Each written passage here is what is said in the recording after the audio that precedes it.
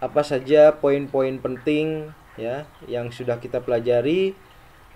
Di sila pertama kita belajar tentang ketuhanan, ya, ketuhanan yang Maha Esa. Dalam ketuhanan itu kita belajar, kita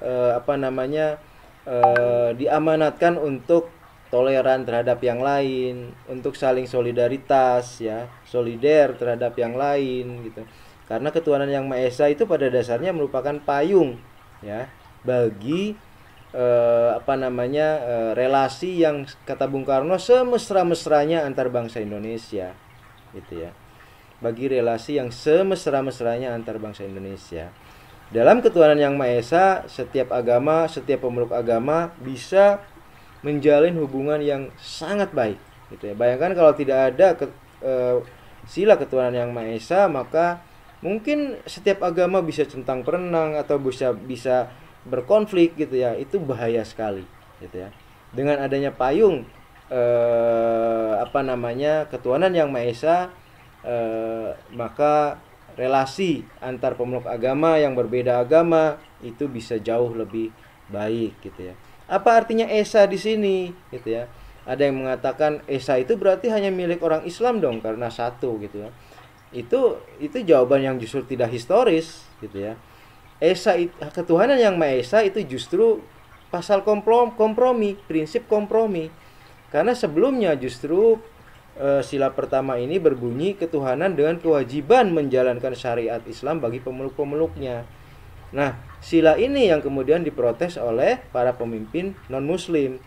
Ya, para pemimpin non-muslim tidak bisa menerima sila yang berbunyi ketuhanan dengan kewajiban menjalankan syariat Islam bagi pemeluk-pemeluknya, karena itu diskriminatif, gitu ya.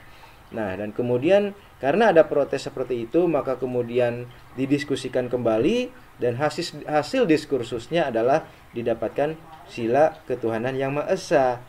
Jadi Esa di sini itu bisa diterima oleh seluruh agama, termasuk agama yang menganut konsep trinitas, termasuk agama yang memiliki Tuhan banyak, gitu ya.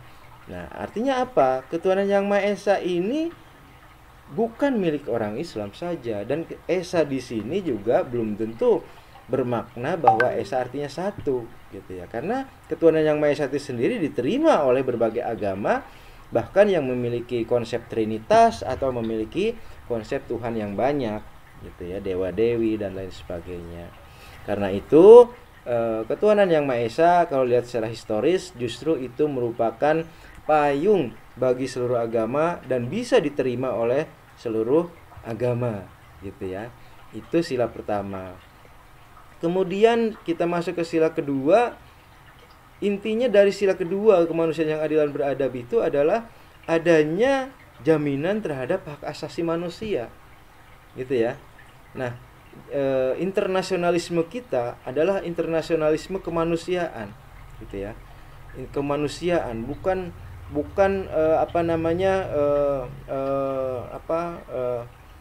internasionalisme yang melihat orang lain itu rendah misalnya, gitu, tidak. Tapi kita memiliki faham bahwa setiap manusia itu memiliki hak asasi manusia sejak lahir, ya. Dan hak asasi manusia yang dimiliki setiap individu manusia sejak lahir ini tidak bisa dihilangkan, tidak bisa dicabut, gitu ya, dan semua melekat pada semua individu manusia. Jadi sila kemanusiaan yang adil dan beradab adalah sila di mana kita mencita-citakan, ya, pergaulan antar sesama manusia itu yang adil dan beradab. Tidak ada kemudian ancaman, saling mengancam, saling membunuh, itu tidak ada, gitu ya. Nah, apakah kita sudah mencapai hal itu? Kita lihat perkembangan sejarah, masih ada konflik, ya, ada konflik di Ambon misalnya, di Poso misalnya, kemudian di Sambas, di mana di sana terjadi pelanggaran terhadap hak asasi manusia, ada bunuh-membunuh, ya. Nah, itu artinya pada kondisi seperti itu bangsa kita sedang jauh dari cita-cita kemanusiaan yang adil dan beradab itu, gitu. Tetapi karena kita punya kemanusiaan yang adil dan beradab itu, maka kemudian setelah emosi itu reda, kita kembali memegang kemanusiaan yang adil dan beradab, kita kembali menghargai hak-hak asasi manusia, dan kemudian setelah terjadi perdamaian, maka hidup bisa kembali menjadi lebih damai, dan kemudian saling menghargai hak hidup, hak milik, hak sosial, hak politik setiap orang, gitu ya. Ada perbedaan diakui, kemudian diterima, dan kemudian saling saling menghargai, gitu ya. Setidaknya ada beberapa hal yang penting untuk menyikapi perbedaan agar tidak berujung konflik. Pertama adalah saling toleransi, ya. Toleransi itu apa? Menjaga jarak, gitu ya. Misalnya antar pemeluk agama, masing-masing menjalankan ibadah agamanya masing-masing, menjaga jarak dan tidak saling mengganggu, gitu ya. Kemudian solidaritas. Solidaritas itu adalah saling rasa empati, rasa simpati, gitu ya. Apabila pemeluk agama lain katakanlah mendapatkan musibah atau suku lain mendapatkan musibah, maka suku yang lainnya di Indonesia ini saling berempati, saling bersimpati, memberikan bantuan. Kita lihat misalnya di Jawa, ketika rakyat Jawa Timur sedang kesusahan karena meletusnya Gunung Semeru, maka di seluruh Indonesia dari berbagai suku agama itu mengirimkan bantuan, donasi. Itu bukti dari solidaritas itu, gitu ya. Perbedaan itu bukan berarti memisahkan, tapi justru perbedaan itu menyatukan, gitu ya. Disitulah perbedaan tidak berujung konflik, maka perbedaan bahkan berujung pada sikap saling hormat menghormati, sikap yang semesra-mesranya menurut Bung Karno, ya, sikap yang semesra-mesranya, gitu. Kemudian nasionalisme keindonesiaan, ya, sila ketiga Persatuan Indonesia. Nasionalisme keindonesiaan kita itu nasionalisme yang menghargai bangsa-bangsa lain, bukan nasionalisme chauvinistik seperti yang dilakukan Nazi Hitler misalnya, atau Mussolini, gitu ya, yang menganggap bangsa lain, atau mungkin Israel, Yahudi yang menganggap bangsa lain itu lebih rendah dan bisa dijajah, gitu ya. Bangsa kita tidak seperti itu. Nasionalisme kita adalah nasionalisme yang menghargai setiap bangsa-bangsa dan kemudian tentu saja mendukung kemerdekaan bagi setiap bangsa-bangsa.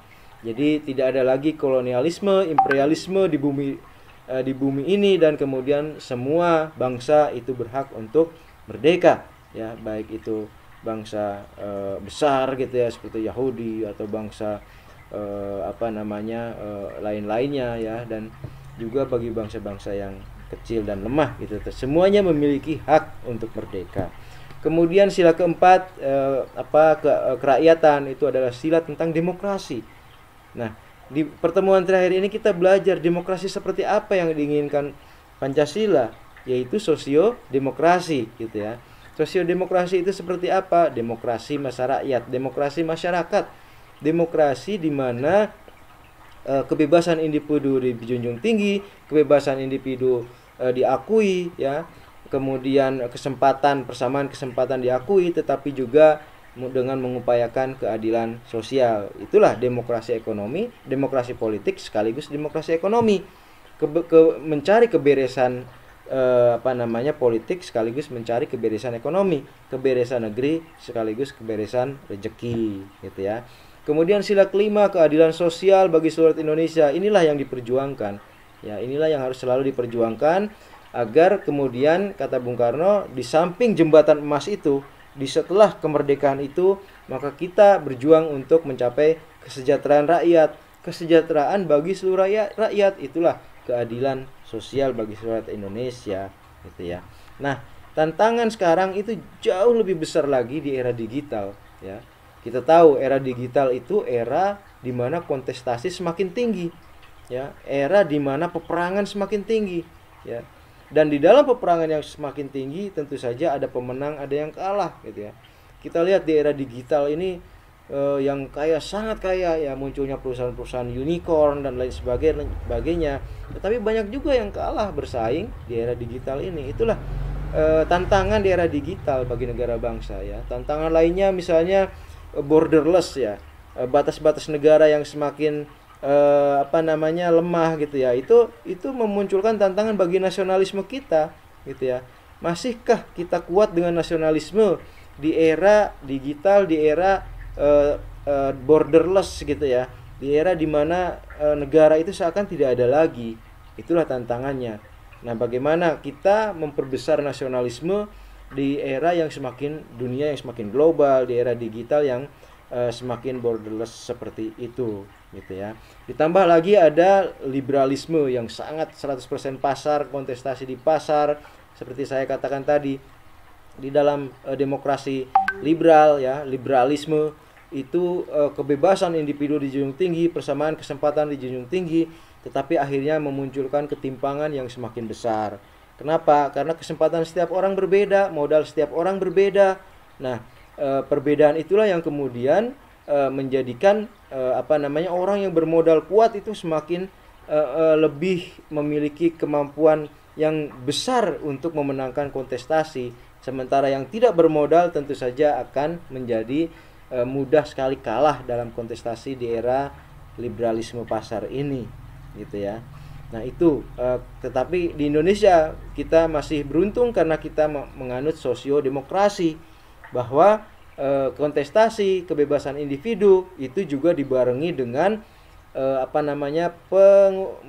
pengupayaan untuk mencapai keadilan sosial bagi seluruh rakyat Indonesia, gitu ya.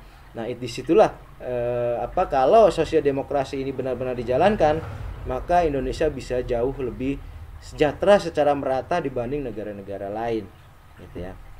Nah, pada akhirnya pembahasan kita juga sampai pada distingsi ya antara individualisme dan kolektivisme. Individualisme itu dipraktekkan dalam masyarakat demokrasi liberal, dalam liberalisme yang sepenuhnya menjunjung tinggi kebebasan individu ya, sementara kolektivisme itu ada dalam masyarakat yang katakanlah menganut sosiodemokrasi, demokrasi sosial gitu ya, atau ekstrimnya dalam komunisme. Tetapi bangsa Indonesia bukan bangsa yang menganut komunisme, tapi kita para founding fathers mengarahkan kita pada sosiodemokrasi ya, sosialis yang masih demokratis gitu ya. Demokrasi yang menjunjung tinggi kebebasan individu tetapi juga mengupayakan keadilan sosial gitu ya. Nah, saya kira itu poin-poin penting yang kita pelajari selama semester ini, dan saya yakin Anda sudah memahaminya semua, karena setiap sesi ini juga saya coba jalankan dengan sangat semudah mungkin untuk dimengerti begitu ya. Saya kira itu ya pertemuan kita di semester ini terkait dengan Pancasila.